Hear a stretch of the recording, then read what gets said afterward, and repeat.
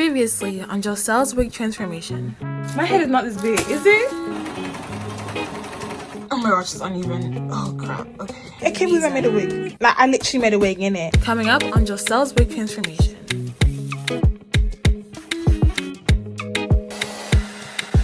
Here's my finished hair.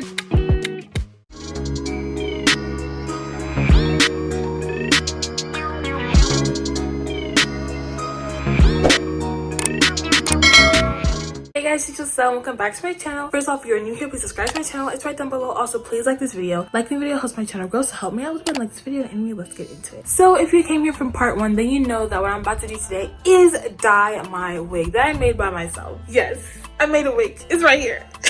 I made a wig, yeah. If you haven't watched part 1, I suggest you watch that, and I'll link it right up here. But watch this one first, and then come back and watch this one. But as you saw in my haul, I'm going to be dyeing my hair ginger. I'm so excited.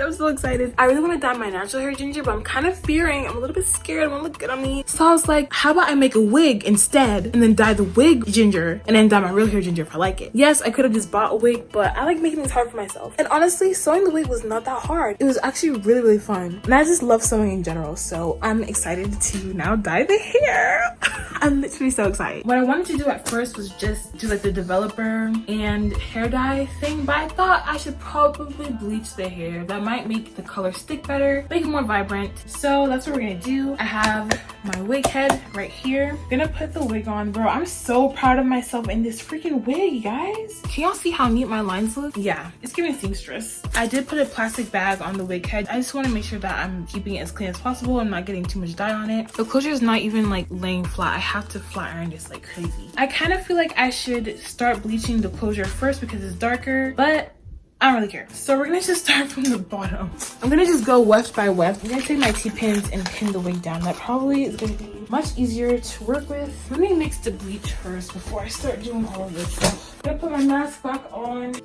Alright y'all, so here's the bleach. I'm just adding the powder and then the developer. Usually you do 1 scoop developer, 1 scoop powder, and keep doing it like that, but honestly I just kind of winged it at this point, just doing it until I got toothpaste consistency. And then I just went straight into the hair.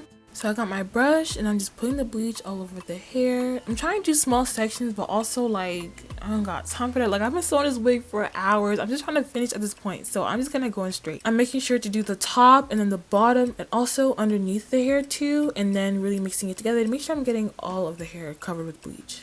Usually if you're dyeing your actual hair, you would not start on the roots because the roots process faster because of the heat of the scalp. But because there's no scalp here, I'm gonna just go in. Like I'm gonna start from the roots. Like I know Brad Mondo is shaking right now, but also it's not a real head, so he probably don't care.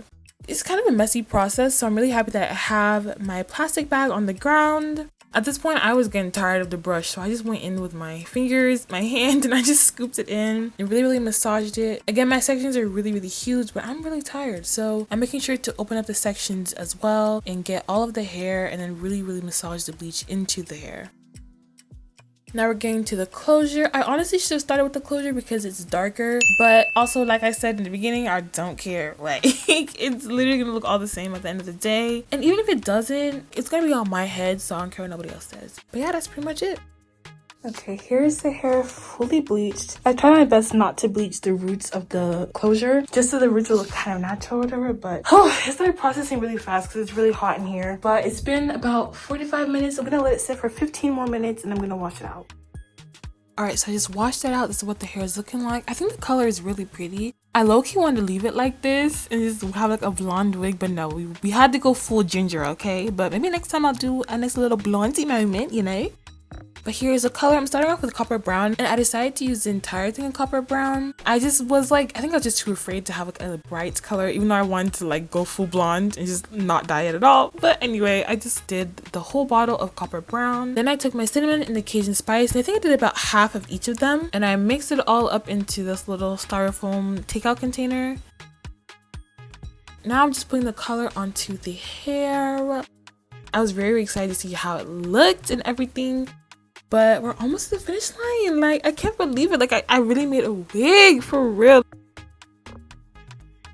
My phone cut off while I was dyeing the hair, but I just finished dyeing the entire thing. I feel like I used too much copper brown. I mean, I used all of it. I literally used all the copper brown. I think I should have used more of like the brighter orange colors, but you know, it's still really pretty. I totally forgot to put Vaseline on the lace, but it literally doesn't matter. Like, I'm gonna just use foundation anyway, but I think it looks really nice. I don't even know how long the dye has been sitting on the hair, but I'm gonna just let it sit for like 15 more minutes and then I'm gonna wash it out because I'm tired. I want to just clean up my room already. This is taking all day long. One wig has taken all day long. It's been like 15 minutes later. I'm about to wash the hair. It doesn't even look ginger. I know I have to wash it, and when I dry it, it might look lighter. I know, but like, it doesn't even look ginger. It just looks copper brown. I know I use way too much copper brown, but it's fine. But before I washed my hair, I decided to clean my room because it was a complete mess, and I was just really tired of seeing it. Like, look at my freaking tripod covered in bleach, desk covered in hair, my bed covered with all types of stuff. It was a mess. It was not looking cute. So I just really quickly just packed everything up. I got all the trash, put it on my bag, all the loose thread, everything, just put it on that plastic bag and got it out of my room.